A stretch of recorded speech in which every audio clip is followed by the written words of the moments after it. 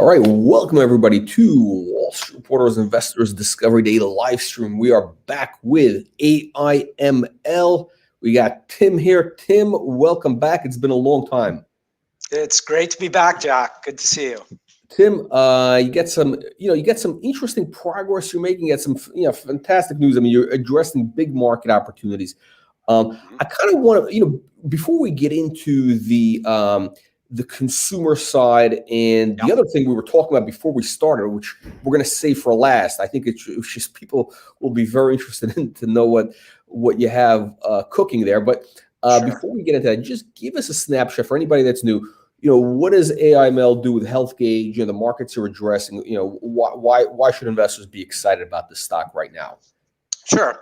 Well, you should be excited about it because HealthGauge, which is our subsidiary. So I excuse me, but I'll use the terms AIML, which is the parent company, the public company, and HealthGauge interchangeably as our subsidiary. But HealthGauge is a leading digital health solutions provider in the wearable space, and we're a company whose time has come. We're in the right space at the right time because the digital healthcare industry is booming, and we believe that we've got one of the leading solutions in that space.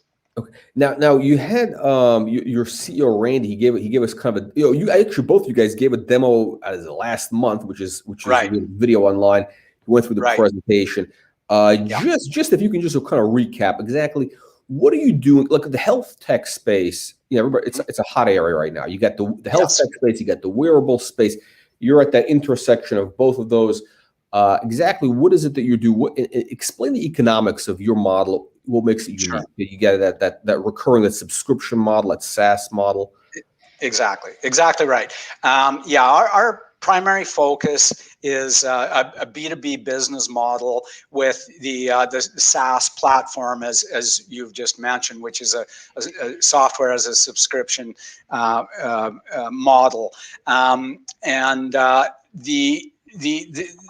our solution is a complete end-to-end digital health solution where it has three main components. This is one of our configurations. So we have the wearable biosensors. The unit like this has the ability to monitor all the key vitals, the same things that you would get by going in, to your doctor's office, such as your blood pressure, your heart rate variability, digital pulse, ECG. And some things that you can't get by going into a doctor's office, like your sleep patterns, activity levels, stress levels, behavioral tagging, and so on and so forth. So this is the first piece, the wearable piece, which is aggregating the data from your body. The second piece that goes along with that is the app that comes on either Android or Apple phone that allows the user immediate and very actionable feedback from these sensors, so that you as the user have the ability to make some meaningful and immediate decisions in your lifestyle patterns that can affect your overall health. And the third piece, which is our money maker, is the cloud-based AI-driven platform, and that platform aggregates all the information about you, the long-term results of your ECGs and PPGs and sleep patterns and all the other things that we've talked about, and provides access not only to you as the user, but to your healthcare providers, your doctors, your therapists, your pharmacists, other family members, and so on and so forth. So it's a complete end-to-end solution for which we've got a patent pending on right now globally. And the customer for that, I mean, the customer again it's like what insurance companies, health networks. Exactly right. Exactly. Okay. So again, who we primarily focus on as our customer, I mean, ultimately it's the end user, yes, but our sales travel through by way of channel partners. So our customer base is primarily health insurance companies, hospitals, accountable care organizations, Fortune 500 companies, organizations like that who are looking to provide solutions to either their customers, their patients, or their employees. That's our primary focus. We have also recently turned on a e-commerce platform on the retail side, so we are doing some direct sales, but we view that as being a bonus revenue stream for us. Okay, so before we get into the consumer side, which you just recently launched. Okay, so one of the things that you mentioned last. Okay, so there are certain companies, there's industries where monitoring the health of their employees is very important, right? So, for example, just one example we mentioned, like early on, was the shipping, the trucking industry, right? Like truck drivers on the road. Yeah, I mean, a lot of these guys, they don't get enough sleep. There's a lot of, and the liabilities are massive, in the US, where everybody likes to sue everybody. But it's a big market opportunity. Imagine if now a company which had, I'll give you an example. Amazon, right? Amazon. I mean, they have thousands of trucks on the road, right? I think they want to know that their drivers they're getting rest. They're not falling asleep on the road, whatever. They're healthy, so that they don't get sued for $50 billion. Yeah, absolutely. And sure. Beyond the obvious, there's other things like if they're on certain medications, are they taking their medicines on time? What is their heart rate and blood pressure while they're on the road? Are there other behavioral tags that we're picking up that are indicating that there is a problem looming? And the key is to be able to flag those problems before they become a problem. And okay, so and the economics. Let's talk about. Okay, so it's a monthly subscription. The companies, they're paying what, like $25 a month, I think. Exactly. Okay. Yes. And they have, I don't know, a couple thousand units, 10,000, whatever the number is. I mean, you have health networks. I mean, okay, so it's a very good trade-off. It's a good risk-reward trade-off. And how big is, again, just to give an idea of how big is the market opportunity that you're addressing here? Sure. There's all sorts of different statistics that are being aggregated all the time on the digital health industry and the wearables industry, and it ranges anywhere from about 25 billion a year in the U.S. right now, upwards to several times higher than that, depending on whose numbers you're looking at. The one thing that all these reports do agree on is that these numbers are growing, geometrically, and that it's not going away. Meaning that this is the future of healthcare, regardless of the country you're talking about, whether it's a privatized medical system like the U.S. has, a blended system like Canada has, or a fully government supported system like you find in Europe and other parts of the world. The one thing that all these different systems have in common is that the cost of healthcare is exploding out of control, number one. And number two, nobody is completely satisfied with the outcome. And what everybody is finding, by adding the digital healthcare into the mix, you're not only reducing costs, but you're improving the health outcomes, which is the whole point of it. And while so many different industries have been really beaten up over the last year because of the pandemic, if there's one industry that's really come into its own, in part because of the pandemic, it is the digital healthcare industry, because consumers now get it. They understand the benefits of being able to have the same level of access and care from your primary care providers, from the comfort of and safety of your own home, as they were used to getting from going into the clinic. One thing I forget. One of the big market opportunities that you could be going after here is, I mentioned truckers, but we have senior citizens at home, right? I mean, Really? Absolutely. senior citizens at home. I mean, your device could basically monitor their, pulse, make sure they're okay, they're, they're alive, whatever. It's important, right? For $25 a month, the doctor has access, and it's all real time. And listen, if they have a thousand patients that they're monitoring, they can get alerts, so they see real time, like who's okay, all that good stuff.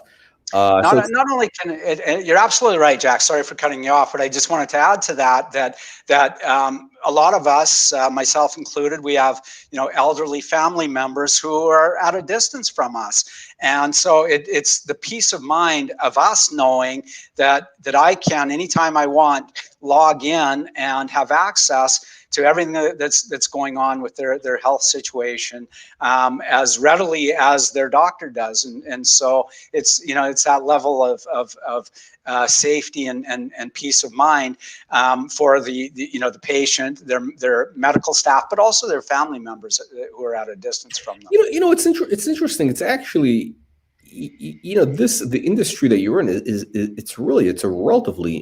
it's a new industry. I mean, it's something we never really had the opportunity to monitor, health before, to get these things in advanced notification, to get ahead of problems. We never really had this up until, I don't know, now, basically. This never existed. So this market could become really huge, because just the peace of mind is worth it for a lot of people.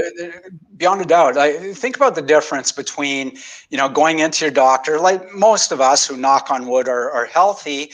We do our, annual visit with the doctor. And so once a year, I get my blood pressure checked. And how meaningful is that? Because that specific moment in time it might be completely meaningless to my overall situation with my blood pressure. Whereas a unit like this can monitor your blood pressure 24 hours a day. It can provide your doctor with the blood pressure and other meaningful data while I'm asleep, while I'm exercising, while I'm stressed, while I'm hungry, while I'm smoking, and so on and so forth. So for the first time, the medical community has access to really, really meaningful lifetime data, and start to recognize patterns in that data that just doesn't exist from a once a year annual visit like most of us get. So let's jump into some audience questions first, because we actually have something very relevant, and then I want to get into the consumer expansion and other things that you have in the pipeline. So we got G.D. Lewis, so looks Alfred E. Newman, a blast from the past there. He's got a very relevant question. Okay, so thoughts. We talked about this, right? So thoughts on work with insurance providers so they can reduce the premium. Sort of like the Safe Driver program. You wear the bracelet. They see that you're basically a healthy person. They reduce your premium by. I mean, I don't know. In the U.S., what the insurance premiums are crazy. It's like $500 a month. I mean, if they knock it off $150 a month, because they know that you're getting enough sleep, you're not a heart attack risk. Exactly. Yeah, completely. There's no doubt about it that it will help the insurers understand where their risks really lie, within their customer base, and incentivize you as the customer to do, what's in your best interest. In part because it's in your best interest health-wise. But also because things like your insurance premiums can be affected depending on your health condition. It's very interesting, because like pretty much this guy has. I guess the more you think about it, it's really, because again, in the U.S. the insurance premium, they're off the charts, right? And imagine if and the insurance company, they really don't know your health condition, more or less. They don't know your behavior, right? I mean, they don't know the difference if somebody gets 8 hours of sleep, or if somebody gets 2 hours of sleep and they're drinking and smoking and whatever it is they're doing, So, but they can monitor that. So imagine you wear this bracelet for 30 days, whatever it is, and your premium gets knocked down. I think it's a big opportunity you could be addressing. Sure, and beyond that, when there are potential problems that are being flagged, the cost of preventative medicine is a fraction of the cost of treating that patient after the fact, once they've suffered the heart attack. So the monitoring and the controlling of the blood pressure, for example, is a small price to pay for the insurer compared to full-on heart attack, which is a major cost for that insurer. So yeah, no, it's incredible. Okay, so they're motivated to do what they can to help improve your health. So let's jump into the consumer aspect. You just recently launched kind of a what is it? What do you call it? What is the new word? D2C, direct to consumer. You got the e-commerce, right. so you're doing the D2C thing. Right. What are you doing? What's compelling about this? What's the opportunity here? Sure. And again, I don't want people to lose focus of the site that our primary business model is definitely B2B. However, over the last several months, we've noticed that there was increasing demand, a lot of inquiries from the general public as to, when and whether or not they'd be able to buy our units directly from us. And so we were frankly a little bit surprised by how strong the demand appeared to be, and so that prompted us to accelerate the launching of our e-commerce platform. So there's a bit of good news and bad news mixed into that.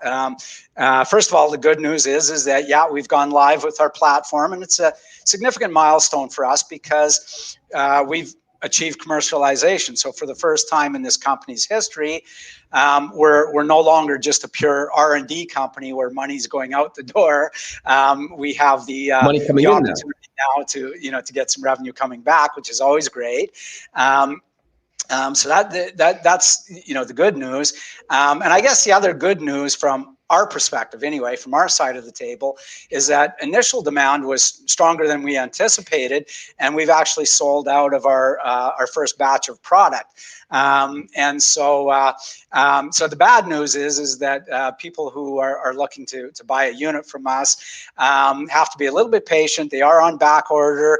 We are expecting to have more units in over the course of the next week or 10 days. So we do still encourage people to come into our website, to healthgauge.com, click on products, and you will see the products that are available there.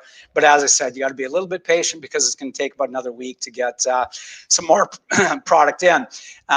That's the first bit of bad news. The second bit of bad news, and I know that the majority of your viewer base is US based, and today we've launched Canada only. But over the course of, we're anticipating the next 2 to maybe 4 weeks, the US side of the e-commerce will also be launched. So once again, we're asking your viewers to be a little bit patient, and over the course of the next few weeks, we will be going live with the US side of the product launch as well, so that your viewers will be able to enjoy product like the Canadian viewers can now. Okay. Now here, okay, Tim, I guess the question is, what information do you get on the consumer version? Like, what's the features? What does it do? Okay, so the first configuration of wearables and hardware, we have 2 different configurations. We came out with the Health Gauge Genesis. That's this unit here, and that's going for $150 Canadian, and that's included with the iPhone and Android app. And this is your complete personalized health analytics and guidance with health monitoring. And so in this combination between this wearable unit and the phone app, you'll be able to monitor your blood pressure, heart rate variability, ECG, PPG, sleep patterns, stress levels, number of steps and other activities that you're doing, and behavioral tagging. And so it will give you most of the information that you will need to be able to quickly and in a meaningful way take some action on your personal health situation. Okay. That's the first standalone product. The second product is everything that I just mentioned. in the Genesis, along with the Body Harmony weight scale, and together those two products go for $300 Canadian. And the weight scale is more than just your standard weight scale. It includes health tracking, the BMI tracking, so your body mass index tracking. It gives you your body age as opposed to your calendar age. Some of us are younger than our calendar age. How does it figure that out? Well, by a combination of your weight, your height, other measurements that are given off this unit, and it's doing a calculation of your body composition. So your percentage of fat versus muscle versus bone mass, protein, water, et cetera, et cetera. And so by doing that in combination with the biometrics that it's pulling off this unit, it's able to calculate what your physical activity age is versus your calendar age. Okay. And so those two products combined, which is a real powerful combination, as I said, goes for $300. Those are the first two wearable and hardware combinations that we've launched. Over the course of about the next 2 to 4 weeks, let's say 4 weeks, there'll be 2 additional hardware products that are coming out that are each slightly more advanced than this basic unit. They'll be able to do a little bit more in a little bit more robust fashion, and they'll both cost a little bit more. So you'll have 3 different hardware options coming up in the immediate future. So that's our hardware / wearable side that you can see on our website right now. That wearable and hardware combination comes with one of 3 different health plans. The basic health plan, which we call just the health gauge, is where your personal health journey begins. And that's free, and it comes along with this unit, and that includes the health tracking and alerts to you if your health metrics are out of whack. So if something is signaling a problem, your heart rate is off, your blood pressure is off, and so on, you will get a signal back to you telling you, here's what's going on. Maybe it's time to consult with your doctor. It will also provide notifications and reminders. So things like it's time to take your medicine, it's time to stand up and stretch if you're sitting at your desk too long, and so on and so forth. Tim, very important. Is there a monthly subscription fee once they buy that for the $150 or $300? So with this level plan, no. Right. This is all included in the cost of the plan. Yeah. Okay. And it also has goal setting with respect to sleep patterns, activity levels, and weight loss. For most of us, weight loss could be weight gain too, but most of our goal setting is weight loss. That's the free plan. The second plan is a $5 a month subscription or $50 a year. These are all Canadian dollars. And this plan that we call the Thrive plan has everything that I've mentioned above. And on top of that, it has specific applicability for management for chronic health conditions. So this is designed for people with, let's say, diabetes or pain management or weight management issues, and so on and so forth. And so this is for people who are looking for something above and beyond just the basic biomedical biosensor feedback, and are looking to consult with a care team. So this is where our cloud-based platform first comes into play that we've talked about. So this SaaS model, and so through this cloud-based platform, you and your healthcare team will have a complete record and access to the entire historical records of all your biometric sensor feedback results. So you're running blood pressure results over weeks and months, heart rate, ECGs, PPGs, and so on and so forth, and all that tagged to the behavior tagging, which is really, really important, because not only you can see how, historically your blood pressure is within this normal range, but you went for a day where it was out of range.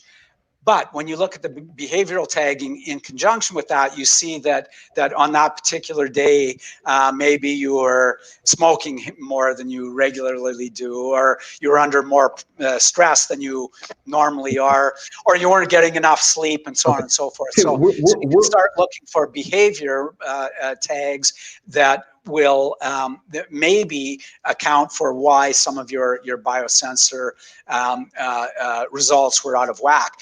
But this platform is accessible to you and to everyone who's involved in your healthcare chain. So your doctors, your therapists, your pharmacists, your family members. So everyone who you believe needs to have access to your health program will have access to this platform, and that's the $5 a month or $50 a year plan. Tim, so we're kind of running short on time. I want to get to a few questions because and the other thing we talk. So let me get into a couple of audience questions here. Sure. Michael is asking, are you able to deploy the technology you have into hospitals, tracking the patients while in the hospital and then when they leave? Is that another potential use case? It is a potential use case. It is not the primary focus right now of HealthGauge, but it is with future iterations of some of the product developments that we're working towards in the immediate future. Yes. Okay. What's going on with the OTC listing? We got to get you on. What's going on there? It's work in progress. There is. The last update I had a couple of days ago, everything was coming along as expected, meaning there's no hitches, no deficiencies. It's just working its way through this very bureaucratic listing process that I've been involved with a few times in the past with other companies, so I know how involved and bureaucratic that it tends to be, but it does look like the listing is imminent finally. So we've got a couple of the the major milestones behind us, and I would, if I were a betting man, I would suggest that we were probably within 2 weeks of everything being done and listed. And I know that we've had a lot of inquiries. There's a lot of pent up U.S. demand, and I ask people remain patient because it's coming imminently now. Okay, Tim, let me kind of end on this question. I know. Okay, so HealthGauge really is just it's a subsidiary of AIML, right? And that was an acquisition. Are you looking at other potential acquisitions? We are at very advanced stage of due diligence and negotiation on a couple other acquisitions that not only fit within the AIML model very, very well, but also have tremendous synergy with HealthGauge. So in other words, while each one of these acquisitions are expected to and have the ability to stand on their own as a standalone going concern entity, all these different companies have overlapping synergies that they can leverage from each other, and in other words, benefit from each other's market penetrations, technology base, and so on and so forth. So we're excited to say that we are expecting imminently a couple acquisitions. Imminently, so a couple of acquisitions in the pipeline. Yes. Closing in the next 60 days? Announce, at least announce. Announcements. Where can we get announcements? I'm gonna leave the timeline open-ended because until deals are finalized, they're not. But sooner than later, for sure. Yes. Okay. Listen, you have a public vehicle. You have stock you can use for acquisitions. There's a lot. You have different options, right? Exactly. Exactly. Okay. Yes. You get some traction. Okay. One last question here. Okay. Is that what's your cash burn rate? When do we expect revenues? Okay. Big revenue. So again, we've started with revenues on the retail side by launching our e-commerce platform in the last week. So that is the tip of the iceberg. We are expecting to see and announce the first of several pilot projects with some major organizations on the B2B side, things that we've talked about earlier in this program. And again, imminently, these are different pilots that have been in the planning and discussion mode for the last several months and are about to roll out. And these are with organizations that in each case represent many tens of thousands of potential end users for our product. And again, when you start doing the math at a subscription of $25 per user over per month over many thousands or tens of thousands of users, the numbers get very big very quickly. And so we are certainly on track to see some significant revenues this year for sure. And again, we stand by for some imminent announcements with respect to pilots. Stay tuned. So exactly. Okay. So in terms of news flow coming up next time you're on, let's say the next couple of weeks, what else you have? So what else can we expect in terms of significant news flow? Sure. So clearly, the three main events on our near-term horizon. One is the OTC listing, and we do consider that a major event for us because we do know that we've got all sorts of pent-up U.S. demand for a piece of our company. So that's again, imminently now within the next couple of weeks. The pilot projects that I've just mentioned and some acquisitions that we believe are every bit as significant to us as HealthGauge has been. So, okay. So acquisitions is the big thing for investors. That's the takeaway, I think, for today is Absolutely. Keep an eye out for some interesting acquisitions coming up to be announced. Exactly. Okay, Tim, on that note, I want to thank you. We'll catch up with you hopefully when you announce the next acquisition. Perfect. Always love to be back on your show, Jack. Thank you, Tim. We'll see you soon, hopefully. Hopefully Tuesday. No, that would be wonderful. It might take longer. Okay. See you soon. Thank you, Tim. Okay, cheers. Bye. All right. So we get some interesting things happening at AIML. Let's get ready for our next presenter. Let me just make sure we get him in the studio here. Stand by.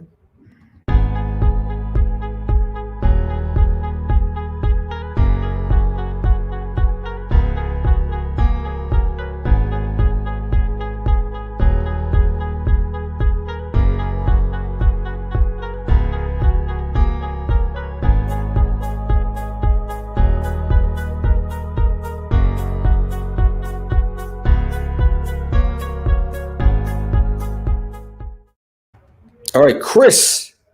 How's my lighting, Jack? Well, we get the light. I see the nice view behind, but we got to get the light hitting your face.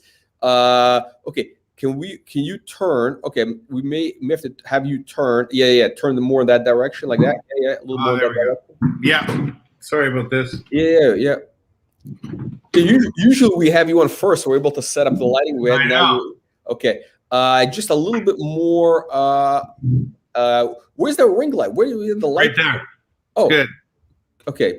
We'll try to get a little more. Maybe. Can you move a little more towards the wall? I think we'll have more light hitting your face that way, so we can see better. This No. is, I think this is okay for now. I think this is. I don't think it's going to get better. So Okay. all right. Or actually, I just realized what the problem is. The light. There's too much light coming from the windows. So whatever you have facing, is it possible to Go away from the window? go away? So in other words, the computer. There we go. Oh, got it. Lighting. Yeah. Well, listen, we got you. We got you out of the basement now. That's the good news. How's your day going, Jack? Fantastic. We get a lot of people excited to hear what is happening. We got a comment here. People love the stock at these prices. I know you don't love it, but investors love the stock at these prices. So let's find out what's ahead. So let me do a quick intro and we'll get started. All right. Welcome, everybody, to Wall Street Reporter's next Superstock live stream, March 26th. We are back with bets. Again, our goal is to bring you those stocks which have that 10x to 100x upside opportunity. So these are companies going after massive market opportunities, multiple catalysts in place, and at a key inflection point. I think bets covers all three of those. But again, check out the interview, ask your questions, and then decide for yourself if bets is going to be that next 10 bag or even a 100 bagger. We haven't had any 100 baggers so far this year, so maybe bets could be the first. Chris, so let's get right into it. Before we get into progress in India, expansion into the U.S., other global plans. Sure. Give it for anybody that's new. Can you give us a quick snapshot? What does bets do? So we're a fully serviced online gambling company in regulated markets. We have the products we offer today are esports, poker, daily fantasy sports, live casino, sports betting. So we offer the full gamut of everything that you could, that any sports betting company offers currently in the marketplace. And we offer it in regulated markets because we're public, and legal markets, non markets that are gray or black, where we need a license. We have licenses everywhere we operate. Okay. And so what is interesting about what you're doing now is kind of what you're doing kind of different, right? One of the things that you're doing different. Two things. I think when I explain what we're doing in India right now, you'll see. Yeah. We're going to carry that over into the U.S. as well as part of our strategy. Okay. We're using a different model, and do you want to get into it right now? Yeah. Well, first, I think the focus, the initial focus in India is really what kind of differentiates you from most of the gaming companies. So again, why did you choose India? What are you doing there? And give us the update on the progress. 100%. So India reflects 2002, 2006 U.S. market, Chris Moneymaker, when poker was booming and every one of your friends had a home game. There's over 2 billion people there. 75% are under 30 years old, and a lot of them are into gaming and technology. The entire country is pretty much shut down because of COVID. And, are the rates that we're getting of signups, conversion, I've never seen them in any market in 20 years, like ever seen numbers like this. And, maybe it's a COVID effect. In most markets, it's about 40%. Revenues have increased 40%. Signups have increased 40%. Conversion has increased 40% from industry standard. But the numbers we're seeing are just incredible out of that market. We use the India market as our cash cow. So we wanted to go into a market where we could make big money, cash flow positive, and then go into the harder markets where your cost per acquisition is much higher, and it's harder to A, get licensed, B, make money. But if you're making substantial money out of a market that you're paying $25 for a cost per acquisition, and you're bringing in 175, 150 for that player, and then you cross market them through our ecosystem to another product, because we just bought the daily fantasy sports product out of out of India, and now we have a poker product, esports, daily fantasy sports, rummy, skilled gaming. We have all of these product offerings for the India market. So, we bought the DFS product. I think we closed in December on it. The IPL is ramping up, which is the professional cricket league. I would compare it to 2-3x the size of our NFL, like in relation to cricket is twice. Actually, no. I guess they have a couple billion because of the people. Plus, there's also so cricket is actually bigger than the NFL. Well, when you have 2 billion people in a country that are watching, it's more. It's just huge. It's enormous. So, in our first month with our rebrand that we did on Live Pools, which is the company we bought, I think we paid $8.9 million in total. We had 250,000. We're on pace for March 31st to have 250,000 new registrations. Okay, is that not okay? You're going to have 250,000 registrations just like the first. This is like a month. First 3 weeks. Is that in line? Is that in line with your expectations? To be very honest, I'd say our expectations were probably 20,000. So you're getting 10x. You're getting 10 times what you were expecting. We're using a different model. So this is where we differentiate ourselves from our competitors. So we've signed 5 professional cricket players to exclusive deals with our brand. And then they have, because India is so huge, if you're influencers, basically. Well, they're sports players. I just got to get this off my screen, Jack. Okay. They play cricket professionally. So it would be like signing 5 NFL, Rob Gronkowski, Tom Brady, Lenny Fournette. I know all my friends are just liking that I'm naming all the Tom Brady lineup. So basically, okay. So essentially, it's like having Tom Brady say, "Go to Blitz Pools, check out Jets product." If you go to Blitz Pool, we use regular, influencers as well. So we ended up, Bollywood guy. I think you have some Bollywood. We use Bollywood, some Bollywood stars, some girls that are models in India. We ended up pushing this out through 125 million to 125 million males. And then the result of that was 250,000 signups. I think we should drill down. It's important for people to understand, like 250,000 signups, like a DFS product, like standard industry cross conversion. And when I say that means, you're playing, you sign up, about 55% of these people will convert into real money players. Okay. So that's that gives you a number. What is it? 55% of 250, 137-ish thousand. Okay.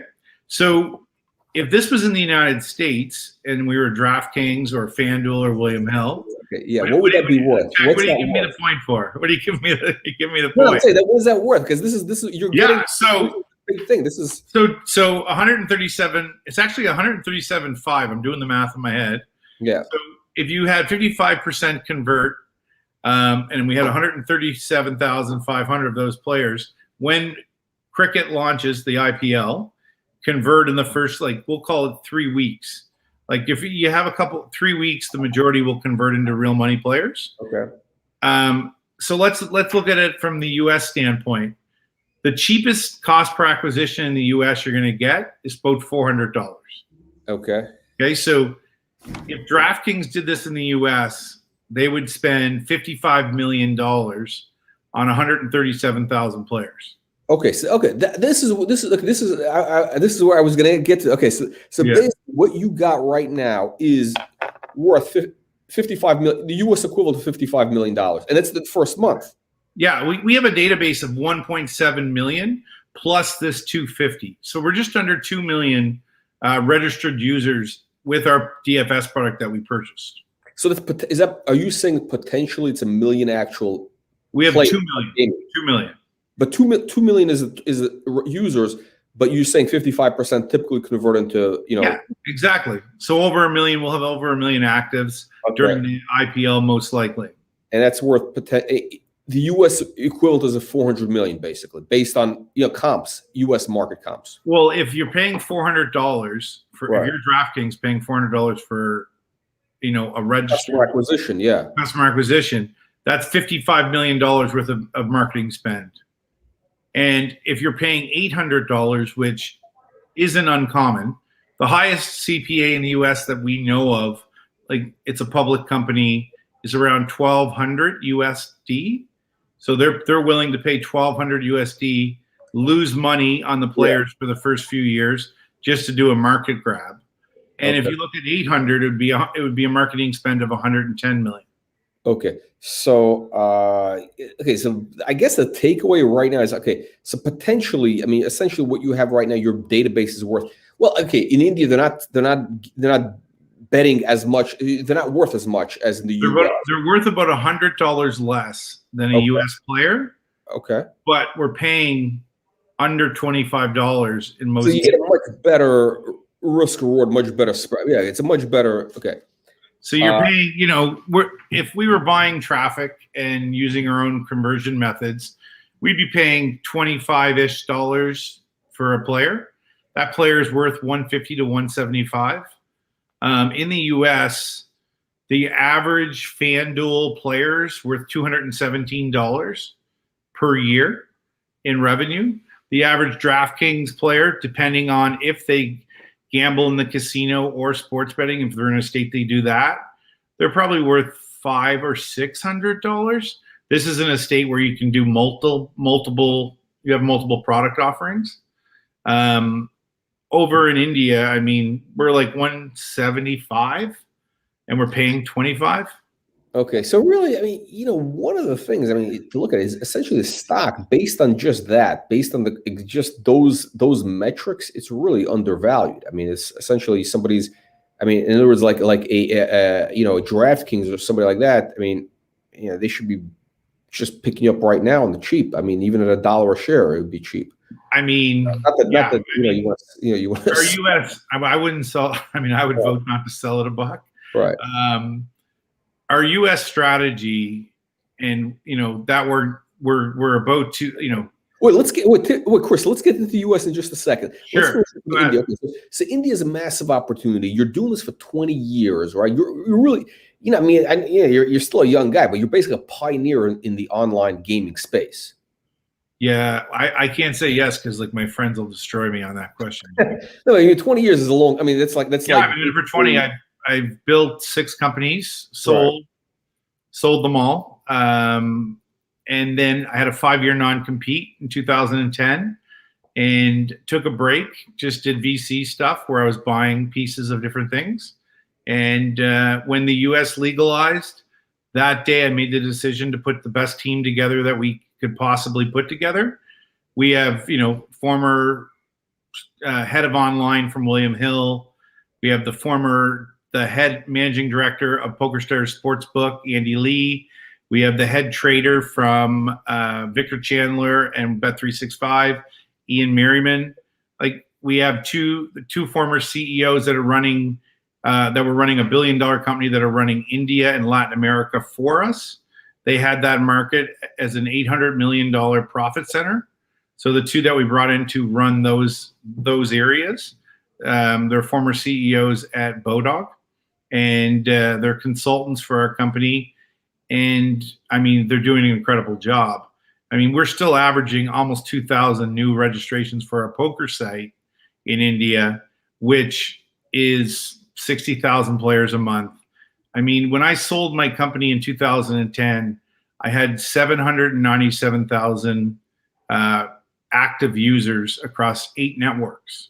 So I would buy a skin on a network. I never owned my own platform.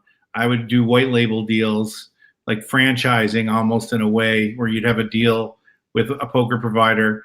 And I had 8 of them, and we had 797,000 actives when I sold. Wow. So we're like, the numbers we're doing are shocking to say the least. Okay. And now we're about to enter the US market, which we're all super excited about. A lot of people think, I'm about making money, and the India market is a cash cow. Okay. How big is that opportunity? The Indian market. The India market? Geez, it would be, there's 250 million people, 75% are under 30. I mean, it's billions. I mean, Dream 11, which is the #1 competitor to us in the daily fantasy sports space. I'm not talking poker, where ADA is #1 ahead of PokerStars. Dream 11 is worth 2.5 billion in the last 3 years. So in 3 years, there are 2.5 billion. What would you need to do to get to that level? Continue at this pace. Do you think so basically you're saying if you continue at this pace that you're going we'll be $1 billion company in the India market in 12 months. At this pace? At this pace, 100%. Do you believe, okay, so is there anything standing in the way of you continuing at this pace? Is this beginner's luck that you just out of the gate getting this, or no? This is management. So it's like horse racing. You bet on the right horses, right? So, the two guys that we have running India were CEO and chief strategy officer for 19 years for a company that was making $1.5 billion a year. So, we're betting on the right horses with our team. I mean, Andy and Ian turned PokerStars into a $100 million profit center in their sports betting product in 36 months. So, I'm a guy that bets on people. I'm betting on our team. I take stock. I don't take a salary. So if you're willing to give up 2 years of your life right now, and let's call it another 2, and not take a dime and just take stock options, I think that you believe in that you're going to sell and get out of the market. I think we'll be bought out in the next 12 to 24 months latest. Okay. At what price are we talking about? $50 a share, $100 a share, $10? It all depends. Look, there's a few things. One is we have a very different strategy in the United States, and the company that we have partnered with is a multi-billion-dollar company, and we're under NDA right now that we cannot announce them due to a transaction they're involved with. I can talk about the deal, and I can talk about the structure and the strategy. It all depends on how well that goes. And I can tell you right now, we've done 13 presentations since signing the deal in the last, I think 13 or 15 for different states. What the U.S. Wait, Chris, let's finish off with India, then we'll go to the U.S. Sure. Go ahead, Jack. You got the floor. I mean, you talk about $1 billion thing and you want to skip right through that. Okay, so India, so basically you're saying bottom line is this business will be worth $1 billion at the current pace you're going in a year in India, just India business. Let's just talk multiples. So right now, the average multiple in India is trading at 25x. Okay. 20 to 25x. This is 20 to 25x revenue. Revenue, yeah. Okay. So, I would say we'll do in the next 12 months, $10 to $20 million in revenue. This is low. This is me being passive. We'll do $10 to $20 million in gross gaming revenue in India. So times that by 25, it's $500 million. Okay. If we hit, I got two. Well, actually, no. If you get 20 it's 25. They're trading at 25. Yeah. I think you're better than math than me because you're in the gaming business. I'll go with your math. All right, so 500 million. So that puts our stock at $5.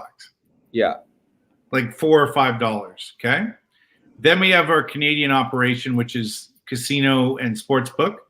We haven't even started marketing that yet because we've been so focused on setting up an office in Gibraltar, setting up our office in India, doing 2 acquisitions. We did 3 acquisitions since July. We'll do another $1 million in gross gaming revenue from our Canadian operations. And then the contract that we have in the US is massive, to be very frank, and it's quite different than anyone else's deal. and it's going to change the marketplace. So do you want me? Do I get the green? Do I get the green light to go into it? Let me finish off with India, and then we'll jump into US. Then I'll get the green light from you. Okay, let's. Okay, because the India story is unique. I mean, nobody else is doing it. I mean, really, it's a one of a kind story. Very few companies are focused on that market. And you yourself said that this market, the market opportunity in India, reminds you of what the poker market was like in 2003, which became huge. So it's actually bigger, because I was getting probably like registrations. I was probably doing. We had a very niche product when I was doing it too. We did the University Poker Championship. Give away free tuition at whatever university you went to and a trip to the World Series. We were partnered with Daniel Negreanu, the poker player. He's like the Wayne Gretzky or Joe Montana or Tom Brady of poker. We were probably doing 10,000 registrations a month. And then we were converting 35 to 37% into real money players back then. So, with the numbers we're doing, 250,000 registrations. I mean, to give you an example, like DraftKings database is like 10 million. That's not a big number. It's not that big of a number. No. So that's an active players is about 1 million. Essentially, I mean, in theory, you're going to be 25% the size of DraftKings at the end of the year at the current rate. Right now, like actually, let's get it. Like, let's go right into the numbers. So our poker site would have probably 700,000 registered players. Our DFS site would have 2 million. We're at about 2.6, 2.7 million registered players. They have, I think it was 2 quarters ago, I think they had 10 million registered players. So this is why we focus on a smaller market, such as India, and clean up. And then become, cash flow positive, which is a very high focus for someone that's in the public markets for our shareholders. And then from that, that's how you generate and just print money in our space. And then you use that to go into the tougher markets and compete. A lot of people want to just see a press release. Like, if you look back at, let's pick the Score, for example, and I'm not picking on them at all. And I mean, I like to pick on them. I do, Jack. But when they announced they were going into the U.S. market, they've never made a dollar. If you go through their financials, they've never made a dollar in 11 years. But their stock went to 90 cents. Then it went to $1.75 because they announced 2 different states. They have negative sports betting revenue. And so they may be operating there and paying $5 million for a license, or 3 to 5, depending on what state it is, per year. And then given 7% of the profits to the casino, but they're absolutely not making even positive gross gaming revenue in their sports betting product. Like to summarize what that means, Jack, it'd be like you owning a suit store, and someone comes in, buys a suit, and takes it back and refunds it. So they actually have negative, you did it on sale and you guaranteed it. They have negative revenue in their sports betting product. Well, they make it up in volume. Yeah, I mean, and we're doing we just launched in Canada. We'll do 1 million in Canada, and we don't even have an affiliate program set up yet. It's just literally through our network and through our sites, we're doing deals to send traffic with influencers, similar to what we're doing with the 5 cricket players we signed in India. Okay. So let's talk about the U.S. Let's get into the U.S. Sure. So you put out a press release, you're entering the U.S. market. Like, what's your strategy for the U.S. market? Okay, the first thing I think most important for you and the listeners is to understand the exact strategy that's happening now today. This is a pre-COVID strategy that still exists. And then I'm going to explain to you the strategy we're using, which will tie it all together and make a lot of sense for the viewer. So this is how it works. We'll pick New Jersey as an example. So the MGM in New Jersey would have 5 online gaming licenses. So they could sell 5 licenses to online companies. The difference between a land-based company and an online company, like with regards to operations, is like, you being able to drive a bike and then me giving you the cars to a Ferrari. Completely different businesses, completely different acquisition channels, completely different player values. There is nothing similar. I could not run a land-based casino. I don't even know if I could deal blackjack. I have no idea how to run. They have no idea how to run an online site. So what happened in the US was they all got 5 licenses. They all went out and created a bidding war for themselves. This is pre-COVID. So licenses in New Jersey were going for, $5 million. So you pay $5 million, let's say, to the MGM as an example, and then you launch a brand under the MGM. You get access to their database in some cases, not all.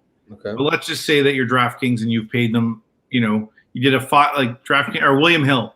William Hill did a 5-state deal for $30 million. So, their deal would be that they got access to the database of their customers in those markets. Okay. And William Hill prepaid for markets that weren't even open.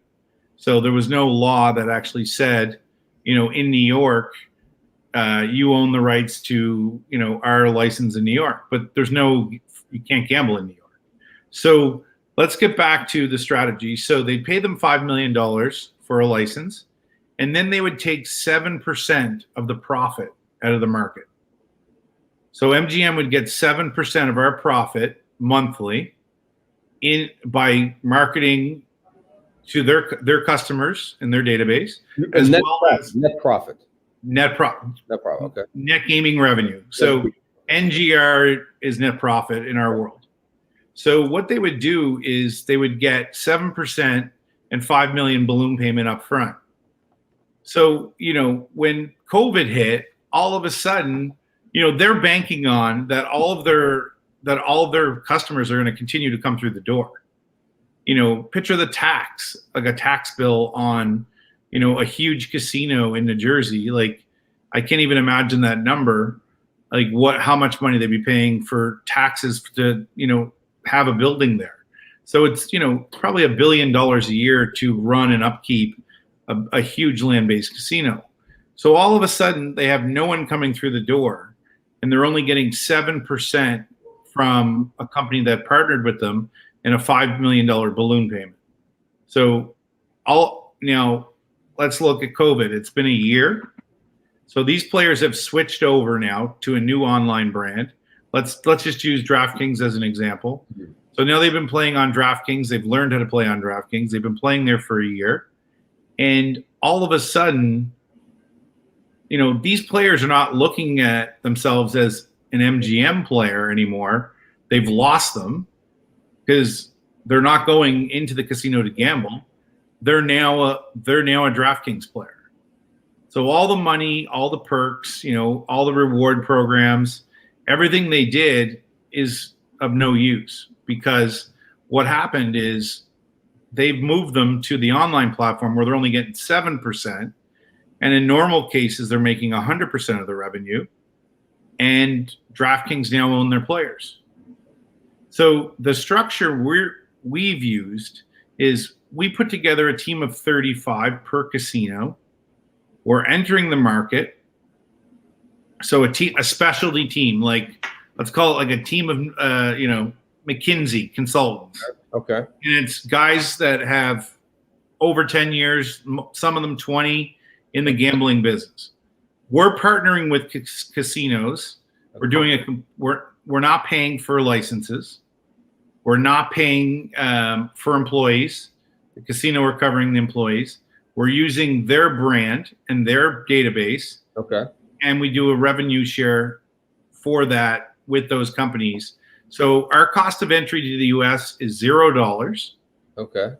We have zero overhead with employees, zero overhead for marketing, and we're getting between 30 and 40% of net profits. Whoa. Wait, you're going to get, wait, hold on. Okay. they're going to give you 30 to 40% of the net gaming revenue. Well, think about it. They were getting 7 for your expertise, basically. Yeah, they were getting 7. Okay. Now they're going to get 60 to 70, depending on how much money volume we do. Okay. Yeah, but before it was DraftKings doing all the marketing to drive or whatever it is. I mean, it seems like that was a better deal than what you're.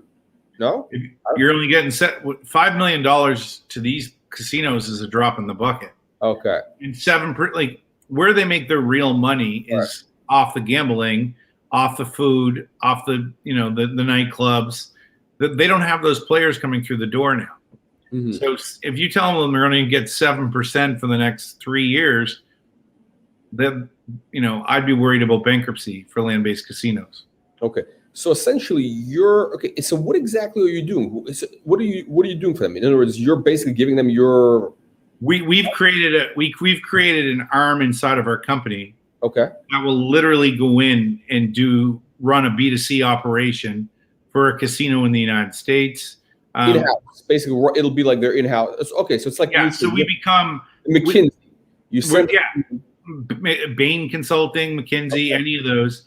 We come in. We're the specialists. We run it. We run their database. We convert their players. They're still playing on, we'll use MGM as an example. If we did a deal with MGM, they're still playing on MGM branded sites. So they still recognize, they're still earning, loyalty points through MGM. And there's no cost to reactivate these players when the doors of the casino open back up, because they're used to playing. They still think they're playing on an MGM product. It sounds like a good deal. Okay, so you're saying that you have a deal like this in the works? No, it's signed. It's just we're under NDA for the next little bit. It'll come out pretty shortly. And how big is the casino? Can you give us a hint? It's not a casino. It's worldwide. Okay. And it's massive. Okay. So it's a brand name that people would know. Everyone that knows anything about online gambling, anyone that knows anything about the space or sports, in general, will be very familiar with it. Okay, so there's only a handful of names. I mean, how many there's not that many names in this business, right? So we're not playing Family Feud here or something like that. Let's get into the good stuff. So let's see. Okay, so what? So basically, here's what is a Tiger team? That is what you're doing. You're giving this Tiger team that's a good way to put it. She put it. We're setting up a team of experts to go in and convert their the people that were coming to their casino on a daily basis that have never played online. We're educating them about online and educating them how easy it is to download an app to their phone, and they can do it from their coach on a Saturday night instead of getting dressed and driving into the casino. Mm-hmm. So what happens then is your lifetime value of the player goes way up, because think about if you had to drive in to make a bet every time that you wanted to make a bet while watching the game. An interesting statistic for you is between 75 and 80% of all bets made right now in the world are in-game betting. Oh, yeah. So people, you have the loyal guys like, someone like Gary Vee that probably bets on the Jets every Sunday, or, some company that, you have something. Someone just showed up here. Sorry, Jack. You have like those people that will bet every single night on the New York Yankees or the New York Jets every Sunday. So you have that happening, and they're the people that are betting pre-betting. Okay. And then 80 to 85% are betting in-game. So they're watching the in-game odds change. Maybe you're a Yankees fan and they go down by 2. Okay. It's the 5th inning, and you're like, I think they're going to come back. So you place a bet while the game is going on. You got really good odds because they're down by 2. Yeah. And 80 to 85% of all betting right now is taking place like that. That's very interesting. It's actually, it makes more sense because it's more kind of exciting, I guess. You get better. Depending on the odds, but Yeah. I mean, you don't see a lot of, the Super Bowl is an exception where a lot of people will take the first line that comes out. They always say is like the best line that comes out Sunday night after, it's decided who's going to the Super Bowl after the two semifinal games. But for the most part, a lot of the betting for all sports and all games is happening while the game is going on. Okay. Now, so this deal that you're doing in the U.S., is that going to be just an exclusive with this one group, or is it going to be others? No, it's just exclusive. Exclusive. Okay. It's exclusive. And if we want to do a deal with a client outside of a client that isn't theirs, it has to go through our partner. Okay. So I guess the next question is how much could this be worth to bets, assuming this, gets some level of traction? How much do you think you can make from this? I mean, truthfully, it's an 8-year contract. Okay. I think it's a multi-billion-dollar contract in the next 8 years. In revenues for bets. I think if we do this right and execute, I think it's a multi-billion-dollar contract. This is basically a game changer. This is essentially a game changer. I think when we announce this and you have me back on the show, I think you will understand really quickly how big this opportunity is for us in the United States. And it's already done. It's signed. It's just signed. The name has not been announced. We're adding people to our team. We added a guy yesterday. Okay. All right. Very interesting. Okay, so this is, why talk about anything else? That's it. Basically, if you're saying this, it's huge. Look, I was going to ask other global opportunities, but maybe we could just, we could just end it here. What else? What else is there? If you're a casino owner and you're getting $5 million, you think me and you think that's a lot of money sitting here, but $5 million wouldn't keep the lights on in the casino for the next 12 months. So, they were counting on the online sector, which they knew nothing about, to be just 7% variable income they got on top of everyone coming through the door. So COVID has brought this opportunity to the forefront. Because with COVID, all of a sudden they lost all of their revenue. And then they're only getting 7%, and they know that their partner, i.e., let's call it a DraftKings, is getting 93% of their revenue.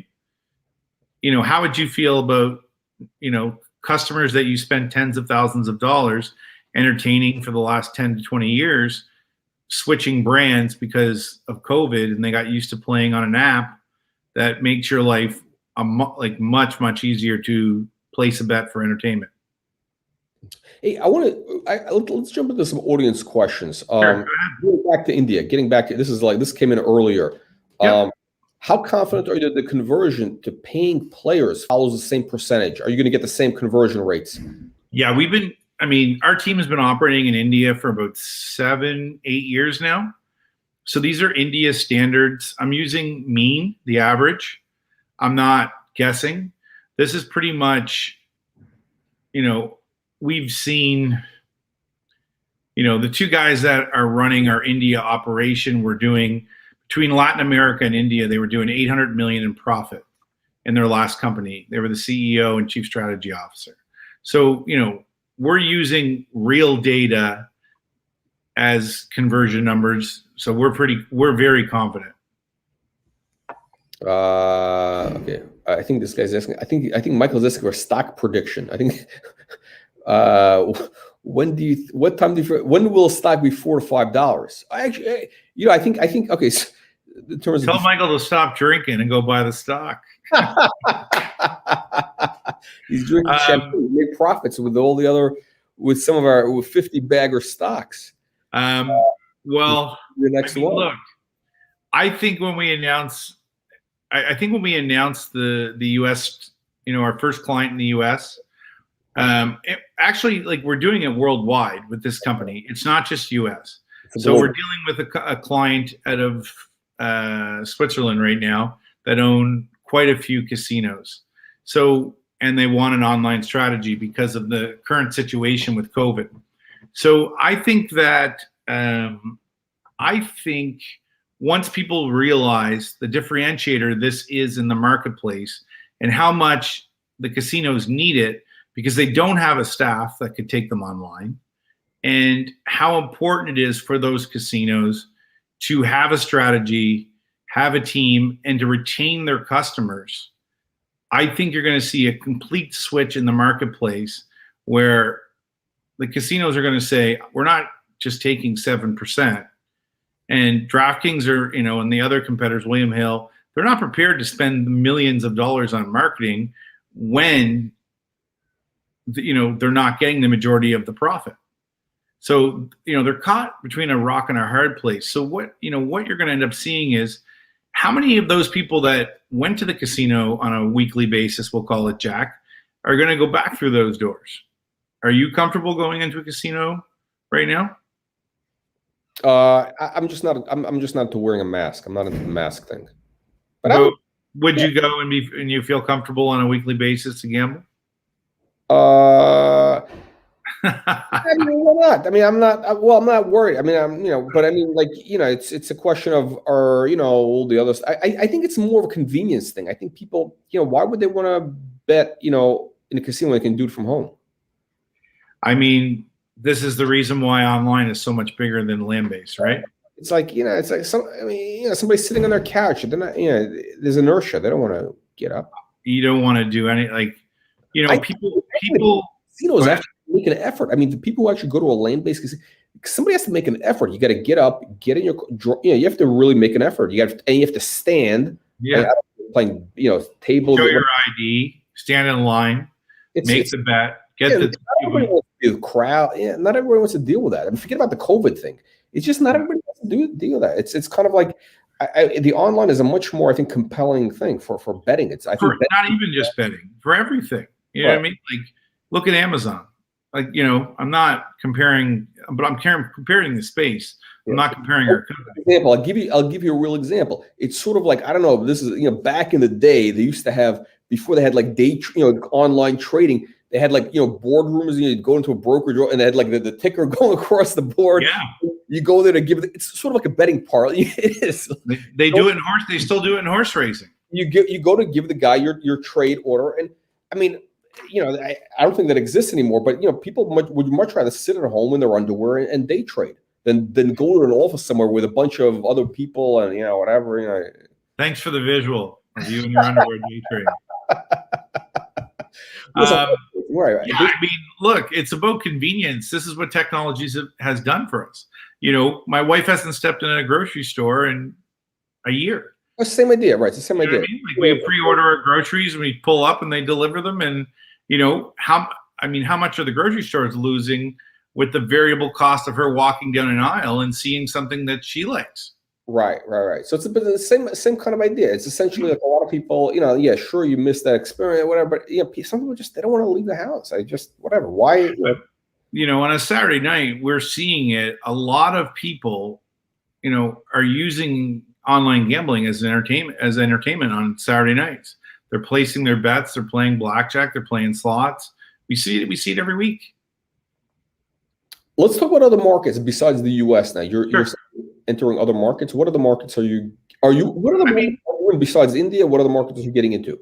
We bought a company from Curacao that operates in Canada, and the Canadian government are going to legalize. So we'll be first in line to apply for that, and we'll pull that brand out of the Canadian market. Right now, it's legal. Like, it's where the mind and management of the company and the server exists, which is in Curacao, that we purchased this company. So we're in the Canadian market.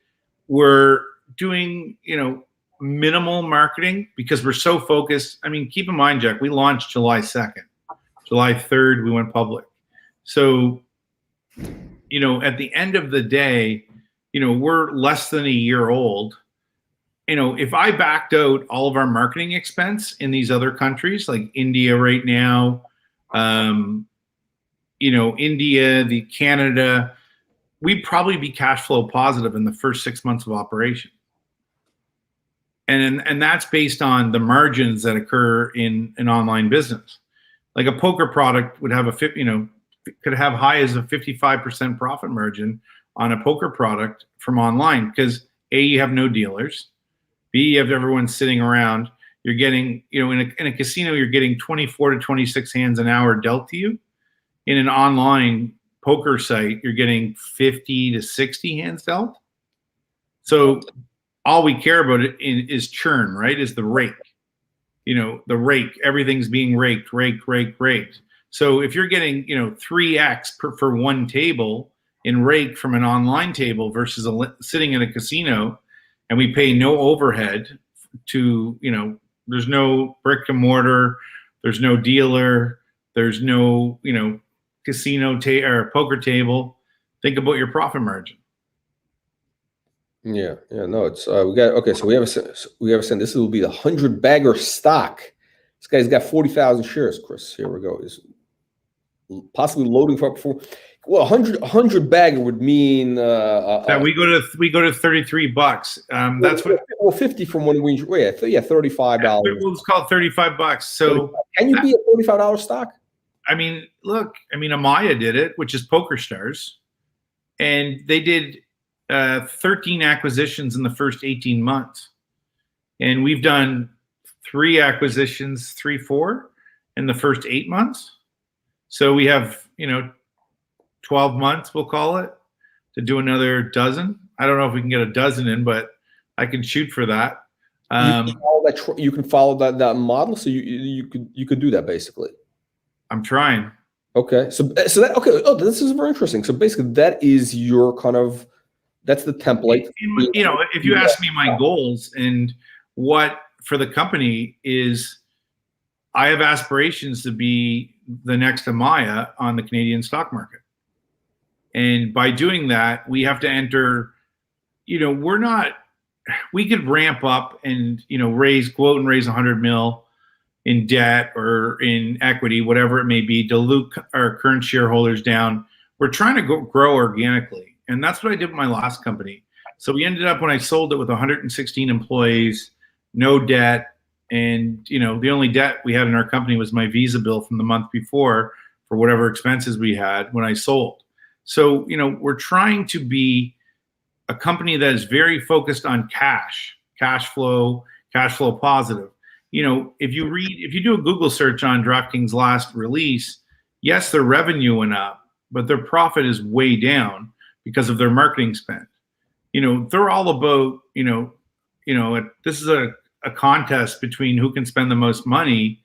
And they always think that the capital markets are going to be there for them when they go back, for more and more money. At some point, it makes no sense, to continue to fuel this. Penn National have their deal. They own 30% of Barstool. That's a very good model, because you have Dave Portnoy, who's does extremely well at what he does. And, he's going to the States and bringing people to those casinos, making them sign up and doing all these different things. That's a much cheaper model for cost per acquisition than what everyone else is using. Okay. So bottom line is your focus is on, and getting this to become a $35 stock. If, with the fundamentals, obviously have to. I mean, I think we'll sell before then, but okay. Truthfully, if you ask me, what I want, what I aspire to do is to become the next Amaya on the Canadian Stock Exchange. Okay, so north of $5 at least. I mean, if I've done this for 3 or 4 years and we're $5, I'm not going to be happy. Me and you are not going to have a happy conversation, Jack. I don't take a salary. So okay, so north of $10 basically. That's our internal. I mean, that's where my goal is $10, like minimum $10. Okay, $10. That's my goal to sell the company at. If you said, what is your goal to sell the company? I just have to plug my computer in 1 second, Jack. Yeah, sure. So that, which is, I always like to know that there's a goal in place, a number, and that could be that somebody can work forward to. Well, let's think about it. Let's reverse this. Yeah. Okay. And you can reverse engineer from there, basically. Now let's reverse engineer this, and just think about this for 5 seconds, and it's going to tell you everything you need to know. So we have two former CEOs of billion-dollar companies that had no equity. They're private companies working for us. They own large percentage of equity in our company. They're insiders, so they'd have to report. They're not selling. We have the two gentlemen that started and ran PokerStars Sportsbook, Andy Lee and Ian Merriman, who I think you can't, like, between the two of them, they're top 5 in the industry. We couldn't replace them. Like, if we lost them, we would have a large problem on our hands. So you position them with equity. They're taking low salaries, and their upside is exactly what me and you were talking about. They want an exit where, they brought PokerStars to $30. It didn't mean that they became multi-millionaires or multi-billionaires. They were, large salary employees. So we did it the opposite. We went after the biggest fish in the sea in the online gambling industry in terms of people with experience building billion-dollar companies. And then we went the opposite way. We said, look, you're going to take a lower salary, but you have way bigger upside. And let's build this as a team. The CEO is going to take no salary and just stock. And he doesn't get paid until we sell this company. Okay, so essentially what you have is an all-star team. I mean, to use a sports, I'm not really a sports guy. I mean, it's essentially you have, like, I don't know, name a team, whatever. It's like who is the team? The Patriots. Tampa Bay. Let's call it Tampa Bay Bucks, just for all the Tom Brady haters out there. Basically, you got the Tom Brady. You got all those guys in the team right now, and because before they had the salary, but they weren't getting the big action. They weren't getting the equity. Now they had stock option plans, but in our company, we're the upside. If we sold for $10, all of them are going to make tens of millions of dollars. So, do you want to make $400,000 or $500,000 working for PokerStars and do the same job for the next couple of years, or do you want to come over with us, where your upside is 10 to 50 million bucks if we sell? So you do the same job that you did at PokerStars, build this into $100 million. All right. So basically, I mean, again, these guys, they understand betting. So essentially, they're betting. Instead of making $400,000 a year for 3 years, $1 million, now they could make a high probability of making 10 million. Did you say to 50 or 15? What's the? I mean, we sold the stock. We sell the stock at close to $10. A lot of these guys will make 50 million. 50. Yeah. Half 100. Okay, that's a real money. Yeah, that's what you're getting, basically. Sit home in your underwear and bet, Jack. That's the kind of money we're talking about. Yeah, exactly. No, so essentially, it's a life-changing opportunity for them. Why wouldn't they do it? Because I think from what I understand, essentially they were working for was it Bulldog? These are private companies where the owner it's one owner, 100% one owner, 100% equity, and essentially the employees they don't really have any real upside. I mean, they're going to get a nice salary. They get a nice salary, and they get bonused out January 1. Yeah, but these guys, if anybody who's in this gaming space, they have that inner drive to make the big score, and this is the way they're going to do it. They want to make that big score with bets. From day one, that was my exact strategy with regards to employees. Go after the best, offer them huge upside by doing what they've done for the last 20 years, and then do it again for us. And guess what? Sail away on your boat in your underwear and bet on sports. Do whatever you want. All right, Chris, so here's the big picture. $10 is the goal. I'm glad we finally got this out of you after, 3-4 interviews, whatever it is. What's in the way? What could be standing in the way? What could go wrong? What's the probability? Listen, nothing really is going wrong. What's happening is what potentially? What's the worst? What could? I mean, we have our market entry into the U.S.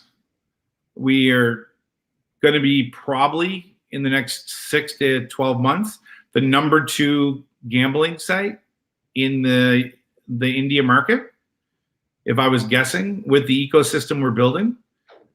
We'll start to focus more on our Canadian product. We'll build an affiliate program there, start to drive real revenues.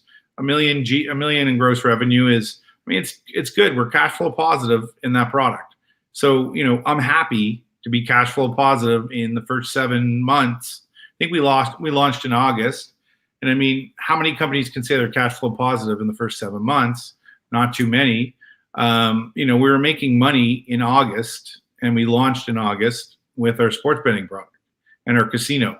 So there's not too much standing in the way. For us, it's more of, we're new. People don't know about us. Thanks to guys like you that take me on the show, and we talk about the industry and our products we really just got started. Really, yeah, we're just getting started. And the service and the markets. Not to make excuses, but the market has been pretty crappy the last month. So people are not paying attention to a lot of stocks right now. They're not paying attention to the micro cap spaces. So there's I think there's a lot of upside from where we are right now. I think once we get over $1, then you attract a new investor. Right. And so our goal, for the next 2 quarters is to get our stock up over $1. And then from there, then you get, you're picking up, you have analysts following you, you're getting analyst reports put out. Then once we enter the United States market, which will happen very quickly, then we'll get analyst reports, we'll get comparables. We just had an article written in Yahoo Finance using us as a comparable, which it's a good sign. You know what I mean? Like, we're starting to get notoriety in certain markets, and especially with Yahoo Finance talking about sports betting, and they're talking about us and how well we're doing in the India market. Okay. No, fantastic stuff. Okay, Chris, let's wrap up. What do you have coming up in terms of news flow in the next couple of weeks and for the next month? What could investors look forward to? You'll get the full gamut on our U.S. entry. It's a worldwide program and contract. It's not just the U.S. So we'll do a deal, and then we'll announce that. That'll be the next big news piece for us. And then IPL is launching in India. We'll continue to, announce the numbers that we're doing in the India market. And these numbers are insane. We're going to continue to add influencers. We're going to have an influencer model in the United States. So with this new contract we plan on having 10 very, very high-profiled social influencers to work with in the different markets, depending on where they're from. Like, an example would be, I'll just pick some basketball player, and I'm not saying we're dealing with this guy. Allen Iverson, Philadelphia. If we were entering the Pennsylvania area, he would be someone we would partner with because he's from that area with a big following.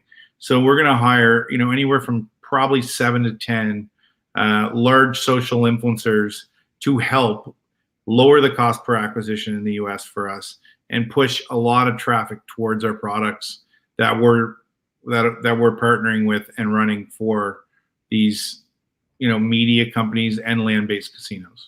So basically taking the same approach that's proven to work for you in India, and you're going to be doing it in the U.S. as well. And with no cost. Okay. With zero cost base. You got to pay the influencer, no? Well, no. It comes out of the partner is actually paying it. So we have zero cost. Okay.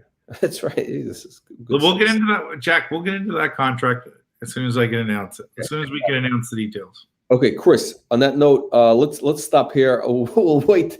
We'll do follow up when the contract comes out. Chris, thank you again. Thank you for all this great. We got some good things we were able to pull out of you.